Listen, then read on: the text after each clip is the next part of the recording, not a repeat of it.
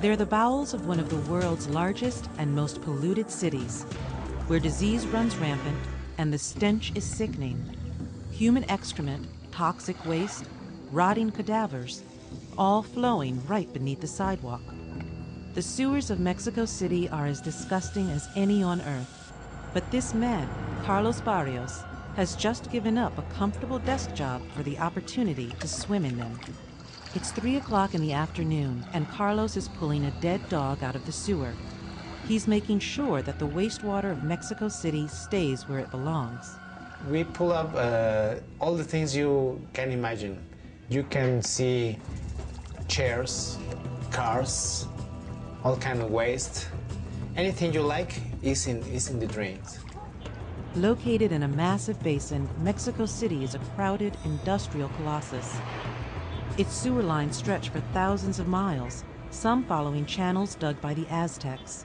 The sewers are severely overtaxed. Not only must they accommodate runoff from the mountains, but also the waste from the toilets and sinks of 19 million people. The slightest blockage can send sewage flowing into the streets and subways, or worse, into the homes of thousands. At age 45, Carlos decided to leave his job as an accountant to join the team that keeps these sewers flowing. I have worked for the city about 24 years. When I get bored of the office job, the opportunity came for me to dive, and I took it. It was a great change for me. I changed my life completely.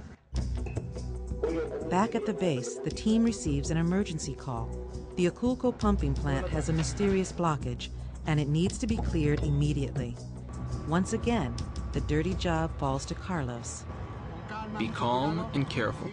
If anything happens, don't despair. I will be the one to make decisions. We will be very safe. It is Carlos's life, so we will be careful. Carlos has no idea what to expect. Julio's team alone has hauled out more than a dozen corpses, most of them murder victims. Alone in this dark, claustrophobic environment, Carlos must remain calm and focused. Confusion can mean death. Carlos tries not to think about the soup of bacteria he's swimming in, including tetanus, typhoid, and cholera. His suit protects him, but it isn't armor. A sharp puncture could wreak havoc. If the suit is cut and you cut our skin also, you have to get to the hospital because of the environment. It's very contaminated. After a half-hour search, Carlos locates the obstruction. There's a metallic object. I'm going to touch it to see what it is. Roger. The obstruction turns out to be a rusty wheel from an old sewage pump. Once they've located it, the team makes swift work of the problem. It's been a successful mission for Carlos, but before he can undress, he must be washed and scrubbed down with a disinfectant. In his new job, Carlos has found a renewed sense of purpose. I feel like I'm be someone who makes the people live better. With infinite amounts of sewage to tend to, Carlos has got plenty to keep him busy in the bowels of Mexico City.